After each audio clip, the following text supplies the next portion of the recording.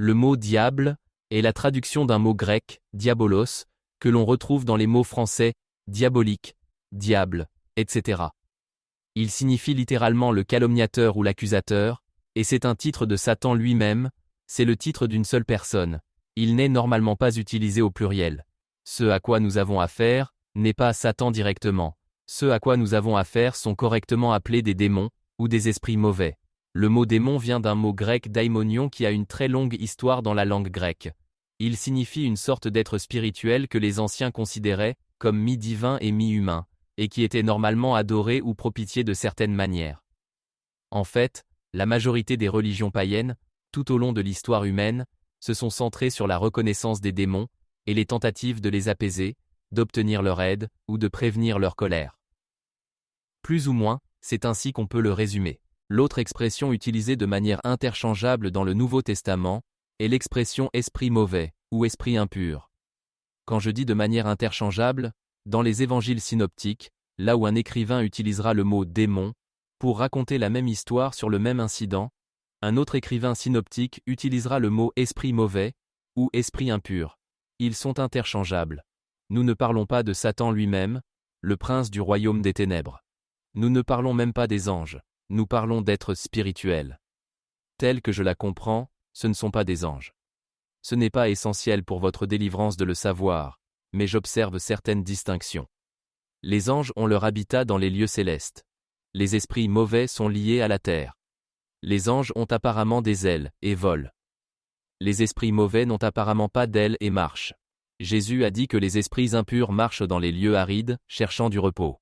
Les anges ont leur propre corps, et ne se sentiraient pas chez eux, ni n'auraient aucune raison de désirer être à l'intérieur d'un corps humain. Les démons ou esprits mauvais sont des esprits sans corps qui désirent intensément être à l'intérieur de corps. Principalement, ils choisiraient d'être à l'intérieur d'un corps humain. Mais plutôt que d'être sans corps à habiter, nous trouvons dans les évangiles qu'ils préféreraient aller dans le corps de porc. Sans corps, ils ne peuvent pas exprimer leur nature. Par exemple, un démon de blasphème doit avoir une langue pour blasphémer. Un démon de doute doit avoir un esprit pour douter. Un démon de luxure doit avoir un corps et des membres physiques pour assouvir sa luxure. Un démon de l'alcool doit avoir les organes physiques appropriés pour désirer et consommer de l'alcool. Ils sont liés aux besoins d'un corps pour s'exprimer. D'où viennent les démons est une question sur laquelle j'ai des opinions après de nombreuses années, mais ce n'est pas important. Jésus a eu affaire à des milliers de démons, mais il ne s'est jamais arrêté pour expliquer dans son enseignement public d'où ils venaient. La chose importante pour vous n'est pas de savoir d'où ils viennent, c'est de savoir comment s'en débarrasser. Cela, la Bible vous le dit clairement. À cet égard, il y a certaines expressions utilisées dans le Nouveau Testament, et je vais les énumérer brièvement. Les trois principales expressions utilisées pour une personne qui est d'une manière ou d'une autre, sous l'influence, le pouvoir ou le contrôle d'un démon ou d'un esprit mauvais, sont les suivantes. Premièrement, avoir un esprit impur ou un démon. Deuxièmement, être dans un esprit impur ou un démon, ce que l'anglais moderne traduirait, je pense, par être sous l'influence de. Troisièmement, il y a un verbe grec, être démonisé. Le verbe grec, si vous êtes familier avec le grec, est daimonizomai, et il signifie « je suis démonisé ». Il est directement formé à partir du nom pour démon. Démon en grec, daimonion, être démonisé, daimonizomai. Vous voyez, c'est juste un verbe formé à partir d'un nom. Dans la version King James, le verbe dont j'ai parlé, daimonizomai, est normalement traduit par « être possédé par des diables ». Cette traduction est un désastre. Elle a induit en erreur plus de personnes qu'il ne sera jamais possible de calculer, car il n'y a rien dans le grec original, et je défie tout érudit grec de dire le contraire, il n'y a rien dans le grec original pour justifier l'utilisation du mot « posséder ». C'est ce qui a induit des millions de personnes en erreur. Vous voyez, le mot « posséder » suggère une propriété totale. Si je possède ma Bible, alors elle est entièrement mienne et chaque page de la Bible m'appartient. Il n'y a pas de propriété partagée, personne n'a de droit sur 15 pages de ma Bible, je la possède, c'est ma Bible. Les gens disent, un chrétien peut-il être possédé par un démon? La réponse est évidemment non. Un chrétien est essentiellement quelqu'un qui appartient au Seigneur Jésus-Christ. S'il appartient au Seigneur Jésus-Christ, le diable ne peut pas le posséder, c'est absolument clair. Mais cela ne signifie pas qu'un chrétien ne peut pas avoir des domaines dans sa vie qui sont encore sous le contrôle d'esprits mauvais. Il peut appartenir par le choix de sa volonté, et la soumission de sa volonté dans le salut, ou la nouvelle naissance au Seigneur Jésus-Christ. Bien qu'il se soit donné globalement au Seigneur Jésus, il se peut bien qu'il y ait des domaines en lui où le Saint-Esprit et la nature de Christ ne sont pas en contrôle effectif. Vous dites, « Frère Prince, comment savez-vous cela ?» Je suis chrétien depuis plus de 30 ans, et je le sais par ma propre expérience personnelle. J'ai été baptisé dans le Saint-Esprit, il y a environ 30 ans. Ayant trouvé le Seigneur environ 2 semaines auparavant dans une chambrée de l'armée, j'ai eu une conversion merveilleuse, une transformation totale. Mais bien des années plus tard, il y avait encore des domaines de ma vie où le Seigneur Jésus n'était pas en contrôle effectif. Combien d'entre vous diraient que c'est assez normal? Merci. Je veux juste que vous voyiez que je ne parle pas à des gens d'un autre monde, et que je ne parle pas de gens anormaux. Permettez-moi de vous le présenter ainsi.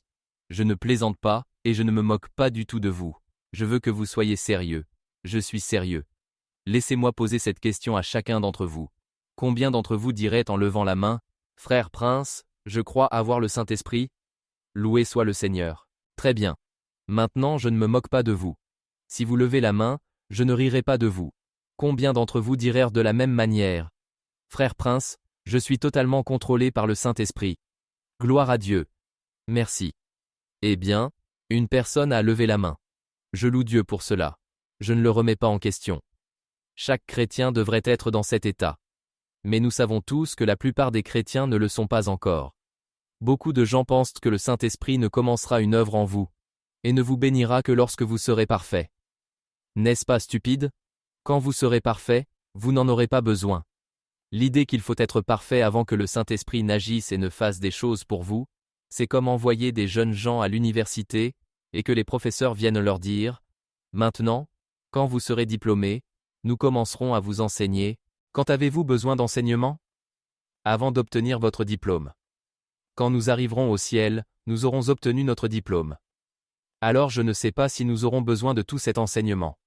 Nous avons besoin du Saint-Esprit pour nous aider maintenant dans nos faiblesses. Vous savez ce que dit Romains 8:26 ?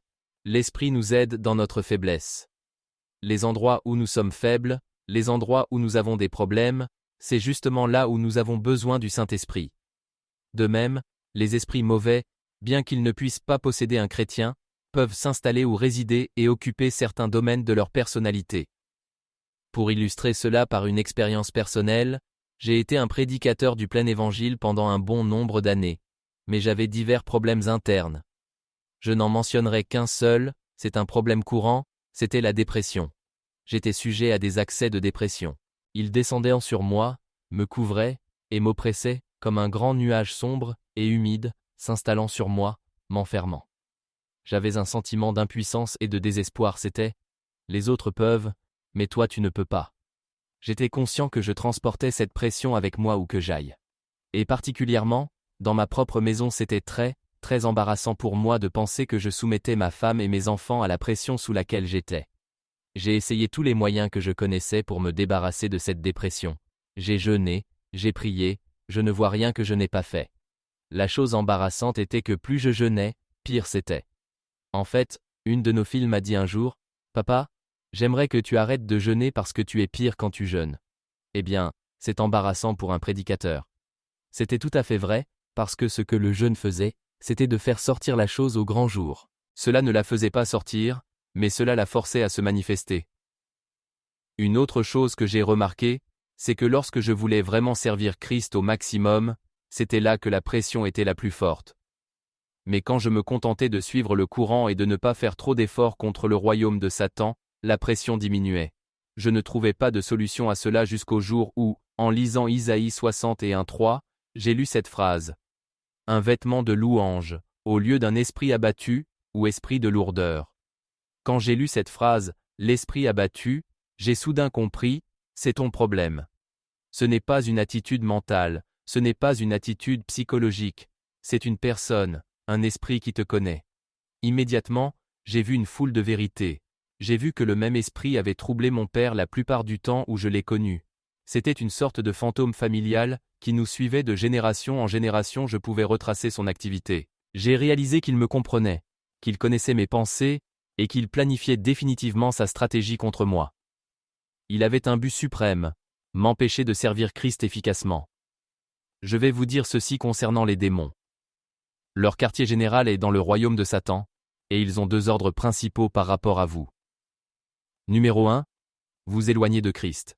S'ils échouent à cela, leur 2e ordre est de vous empêcher de servir Christ efficacement.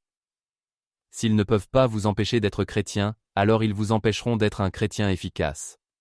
Vous découvrirez que cela a du sens et explique beaucoup de choses dans votre expérience. Par exemple, pourquoi pouvez-vous rester éveillé jusqu'à minuit en regardant la télévision mais vous endormir avant 22 heures si vous lisez votre Bible? Parce que le démon du sommeil, auquel il est fait référence tant dans l'Ancien Testament que dans le Nouveau, ne se soucie pas que vous regardiez l'émission de fin de soirée, mais se soucie que vous appreniez à connaître la parole de Dieu. Ou prenez le cas que nous avons eu des voisins avec la petite fille insupportable d'environ 3 ans, que nous avions l'habitude d'observer. Le vendredi soir, quand ils allaient faire les courses, elle s'habillait et sortait toute souriante et douce. Le dimanche matin, quand ils voulaient aller à l'école du dimanche, et à l'église du plein évangile, elle se couchait par terre, donnait des coups de pied en l'air et criait. L'esprit dans cette petite fille ne se souciait pas de l'épicerie, mais détestait l'église du plein évangile. Si vous analysez beaucoup de choses qui se passent dans votre vie, je dis parfois aux gens dans des réunions comme celle-ci, si vous sentez une rancœur absolument anormale envers le frère Prince monter en vous en ce moment, soyez sur vos gardes. Il y a beaucoup de bonnes raisons pour lesquelles vous pourriez m'en vouloir, mais si je ne vous ai rien fait, et que cela monte soudainement en vous, rappelez-vous que c'est le diable qui essaie de vous empêcher de venir à moi pour obtenir de l'aide. Derrière ces choses, si elles sont démoniaques, il y a toujours une intelligence qui complote, planifie, et cherche comment vous frustrer, vous vaincre, vous rendre malheureux, vous rendre malade, et, si possible, vous tuer. C'est leur objectif.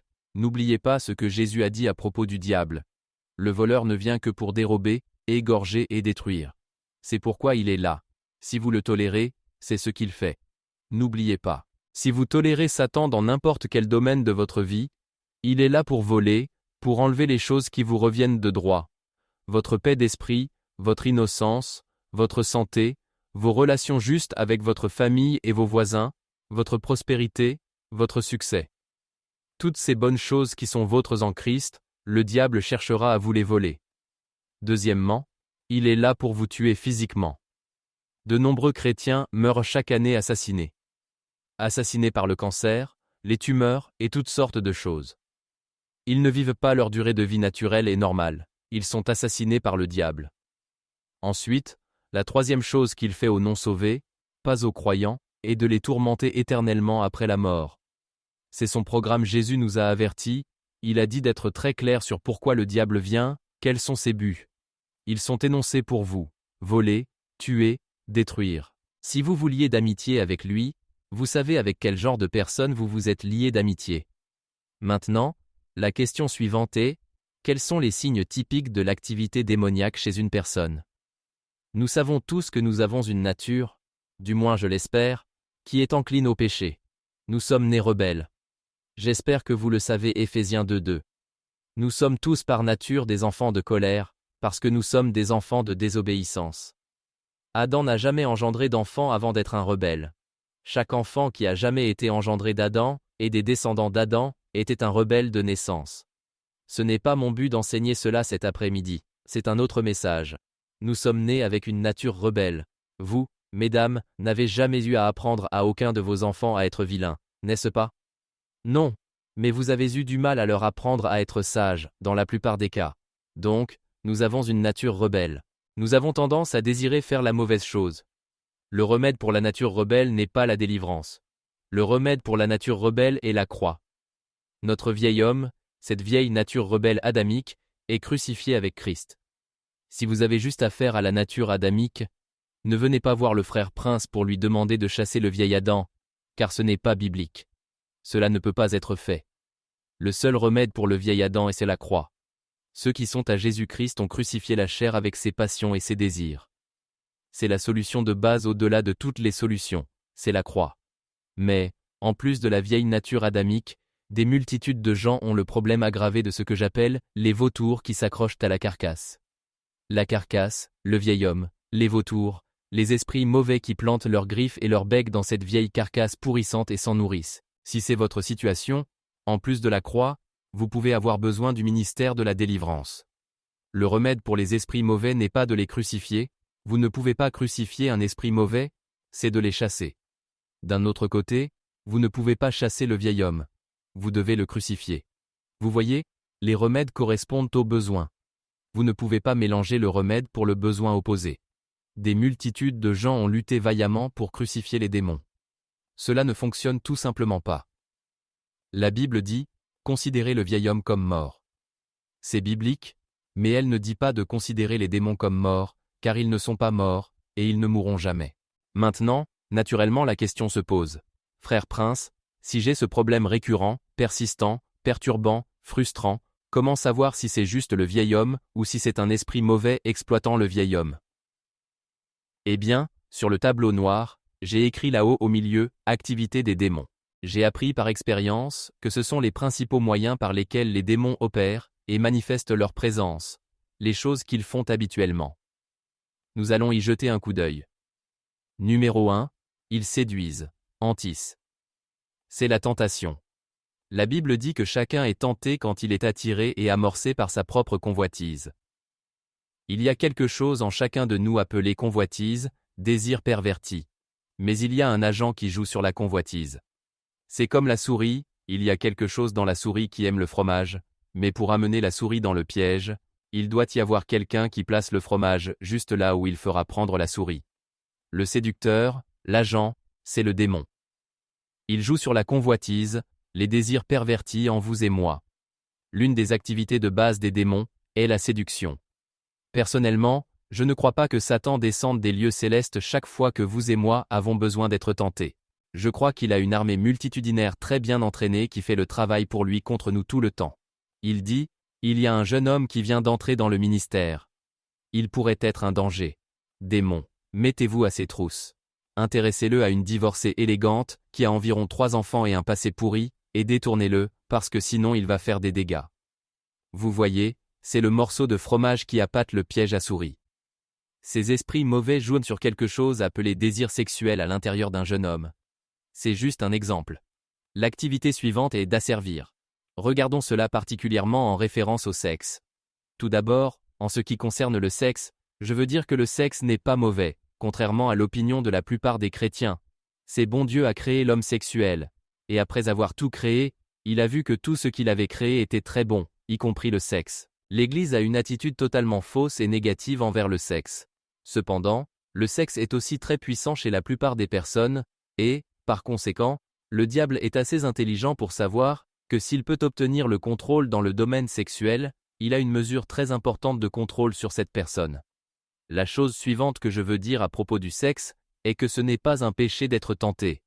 Jésus a été tenté en toutes choses comme nous, mais sans péché. Donc, vous pouvez être tenté sans péché. De plus, si vous êtes tenté et péché sexuellement par un acte répréhensible, cela ne signifie pas nécessairement que vous avez besoin de délivrance d'un démon sexuel. Tout ce que vous avez à faire est de vous repentir, de confesser à Jésus, de recevoir le pardon et la purification, et vous voilà de retour, vous allez bien. Mais, si cette chose devient asservissante, si peu importe combien de fois vous vous repentez, confessez, et obtenez le pardon et la purification, vous recommencez à le faire, alors c'est un démon. Je crois que toute forme de perversion sexuelle est d'origine démoniaque. La troisième chose que font les démons est de tourmenter. Ce sont les bourreaux.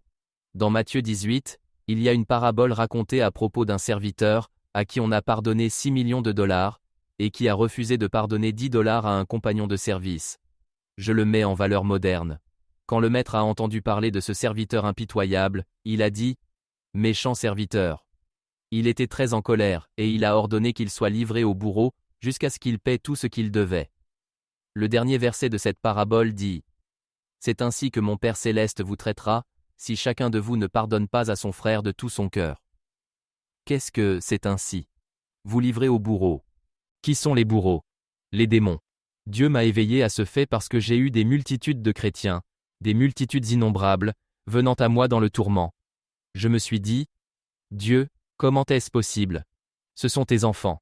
Comment tombent-ils entre les mains des bourreaux? Dieu a dit, je les y ai mis parce qu'ils ont refusé de pardonner à un autre croyant.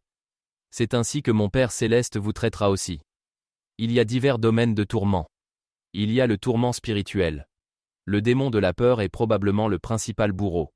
L'apôtre Jean dit, la crainte suppose un châtiment, ou tourment. Il y a une peur naturelle qui est parfaitement normale. Il y a la crainte du Seigneur, qui est révérence, respect et admiration pour Dieu, qui est pure et dure à toujours. Mais il y a une autre sorte de peur qui est démoniaque. Elle est anormale, elle est non naturelle, elle est excessive, et elle est tourmentante. Il y a un bourreau. Il y a un autre bourreau, c'est la condamnation, être condamné tout le temps. La Bible dit qu'il n'y a aucune condamnation pour ceux qui sont en Jésus-Christ. Un autre bourreau est le doute. Ensuite, il y a le tourment physique, cancer, arthrite, etc. Numéro 4. La quatrième activité principale est de pousser ou contraindre. Le démoniaque gadadénien était chassé, poussé, hors de l'habitation des hommes vers la zone des tombeaux. Tout ce qui est compulsif suggère l'activité d'un démon. Manger compulsivement, parler compulsivement, dormir compulsivement. Il y a de nombreux domaines. Toutes ces choses sont normales. Il est normal de parler, normal de manger et normal de dormir. Mais quand cela devient une poussée, une compulsion, un harcèlement, vous pouvez suspecter un démon. Numéro 5. Souiller. Les démons sont impurs. Tous les esprits mauvais sont impurs. Beaucoup de gens ont leur esprit et leur conscience souillés par des démons. Leurs esprits sont remplis de pensées et de suggestions qu'ils rejettent et détestent. Mais elles affluent presque sans fin. Ils sont souillés dans leur esprit par des suggestions mauvaises. Ensuite, numéro 6. Harceler. Ils s'en prennent simplement à vous, ils vous dérangent, ils vous troublent. Juste au moment où vous allez faire quelque chose pour Dieu, ils commencent à s'en prendre à vous. Ma famille a appris il y a des années que lorsque j'étais sur le point de prêcher, il fallait arrêter de me parler parce que j'avais besoin de tout ce qu'il fallait pour rester calme avant ce message. En fait, depuis que j'ai été délivré de 3 esprits particuliers qui sont venus à différentes phases, dépression, colère et embarras, je peux être parfaitement détendu avant de prêcher. Mais c'est un accomplissement. Cela n'est pas venu en un jour, et ce n'est pas vrai pour tous les prédicateurs, croyez-moi. Le prédicateur normal est un paquet de nerfs, avant de monter en chair. Il est harcelé. Maintenant, nous voulons traiter de ce que j'appelle la ville intérieure. J'ai dit que bien qu'un chrétien appartienne au Seigneur, il peut y avoir des domaines en lui où le Seigneur n'est pas aux commandes. La Bible compare la nature intérieure de l'homme à une ville. Proverbe 16:32. Celui qui est lent à la colère vaut mieux qu'un héros, et celui qui est maître de lui-même que celui qui prend des villes. Maîtriser son propre esprit vaut mieux que de prendre une ville en guerre, et l'autre, Proverbe 25:28. Comme une ville forcée et sans muraille, ainsi est l'homme qui n'est pas maître de lui-même. Pas de défense. Il ne peut rien empêcher d'entrer. Tout démon que le diable envoie contre lui peut entrer et s'installer dans cette ville, car elle n'a aucune protection. Beaucoup de toxicomanes sont comme ça. La toxicomanie persistante rend une personne intérieurement comme une ville forcée et sans muraille. Tout entrera l'un après l'autre. Vous constaterez que la plupart des toxicomanes persistants n'ont pas seulement besoin de délivrance des drogues comme l'héroïne. Ils ont besoin de délivrance de la tromperie, de la haine, du ressentiment, de la rébellion, de la perversion sexuelle, et de toutes sortes d'autres choses, parce qu'ils ont perdu la capacité d'empêcher quoi que ce soit d'entrer dans cette ville intérieure en eux. Il y a d'autres personnes, en dehors des toxicomanes, qui sont devenues comme une ville forcée et sans muraille. Mon but en parlant est de faire ressortir cette illustration de la ville qui est en chacun de nous. La ville que j'utilise toujours pour illustrer cela est celle où j'ai vécu, Chicago. Le maire de Chicago est Richard J. Daley, et beaucoup de gens pensent qu'il fait du bon travail en tant que maire. Mais, bien que Richard J. Daley soit dûment élu maire, tous ceux qui connaissent Chicago savent qu'il y a pas mal de zones à Chicago où Richard J. Daley n'est pas aux commandes.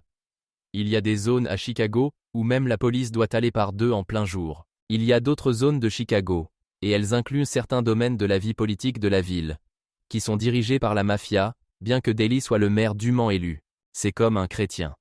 Vous avez élu Jésus-Christ, il est maire, il est dans le bureau du maire, mais vous avez toujours la mafia qui court partout à l'intérieur. En fait, la mafia est vraiment une image très vive de l'activité démoniaque, parce que les démons opèrent régulièrement en gang, ils n'opèrent pas seuls. À tel point que j'ai appris que si je rencontre un membre d'un gang, je dois chercher les autres presque instantanément. Par exemple, prenons-en quelques-uns. Vous avez le cas de la dépression, de la peur, de la solitude, de l'apitoiement sur soi, du désespoir. Connaissez-vous le suivant? Le suicide, c'est exact. Quand vous trouvez ce groupe, ce n'est qu'une question de temps si le suicide n'est pas déjà entré. Chacun ouvre la voie au suivant. Ou, vous pouvez prendre la colère, la violence, et le suivant, le meurtre. Gardez ceci à l'esprit. Les démons n'entrent pas nécessairement parce que vous avez commis la chose, ils entrent pour vous faire commettre la chose. Par exemple, le démon du suicide n'entre évidemment pas parce que vous vous êtes suicidé, mais il entre pour vous faire commettre le suicide. Le démon du meurtre n'entre pas parce que vous avez commis un meurtre. Il entre pour vous faire commettre un meurtre. Beaucoup de gens m'ont dit avec horreur quand j'ai appelé le démon du meurtre hors d'eux, « Frère Prince, je n'ai jamais commis de meurtre. » Je dis, non, mais ce démon est entré avec l'intention de vous faire commettre un meurtre quelque part plus loin sur la ligne. Tant que vous l'aviez en vous, vous étiez toujours dans une position dangereuse. Car, dans un moment soudain de colère, qui sait ce que vous auriez fait? Combien de gens dont vous lisez l'histoire dans le journal commettent un meurtre, et quand ils en sont accusés, ils disent « Je ne sais pas ce qui m'a pris ». Non, ils ne savent pas, mais le diable le sait. Il avait ce démon en attente depuis peut-être 15 ans, jusqu'à ce qu'il amène cet homme à un endroit où il était ivre, et quelqu'un l'a insulté, ou s'est enfui avec sa femme, et alors le démon du meurtre est passé à la vitesse supérieure et a dit « C'est mon opportunité ». D'autres personnes ont le démon de l'adultère alors qu'elles n'ont pas commis d'adultère, mais il est là pour les y pousser. Prenons brièvement les principaux quartiers de la ville. Je pourrais illustrer cela avec Chicago. Vous avez le Loop avec les affaires. Un peu plus à l'ouest, vous avez les banques. Vous allez un peu au sud du centre de Chicago, et vous avez les dépôts, les entrepôts. Allez plus au sud, vous avez une zone résidentielle, qui est essentiellement noire. Retournez au Loop et allez à l'ouest, et vous avez une zone qui est principalement polonaise. Retournez au Loop et allez au nord, et vous avez une zone qui est principalement juive, et puis une autre zone qui est principalement suédoise. Vous retournez vers les banlieues avec leurs différents niveaux caractéristiques de succès social et de prestige, et ainsi de suite. Chaque quartier de la ville a ses propres occupations et habitants caractéristiques distinctifs. C'est comme la ville en vous. Elle est divisée en zones, chacune avec ses propres habitants caractéristiques. Je parcours brièvement cette liste, et je ne vais m'attarder sur aucun. Je dirais que le premier domaine principal est celui des émotions, des attitudes et des relations. Et pour chaque attitude, émotion et relation négative, il existe le démon correspondant. Ressentiment, haine, rébellion, peur, dépression, solitude, apitoiement sur soi, envie, jalousie, orgueil, et toute une foule d'autres. Il y a un démon pour chacun. Le fait que vous ressentiez de l'envie de temps en temps ne signifie pas que vous avez le démon de l'envie, comme je l'ai dit. Mais quand cela devient compulsif, quand c'est persistant, quand cela commence à occuper une sorte de part majeure de votre vie, alors c'est un démon. Le plus courant, je dirais, est la peur. Je dis qu'environ une personne sur 5 a besoin de délivrance de l'esprit de peur seul. Comme je l'ai déjà dit, ils vont en gang, trouvez-en un, et vous pourrez repérer les autres. Ils vont en succession. Par exemple, le problème de multitude de jeunes en Amérique aujourd'hui est ceci. Ressentiment, toujours contre leurs parents. Haine, rébellion. Quand la rébellion entre, tout d'abord, elle est dirigée vers leurs parents, puis l'Église, puis l'école, puis le gouvernement, puis Dieu.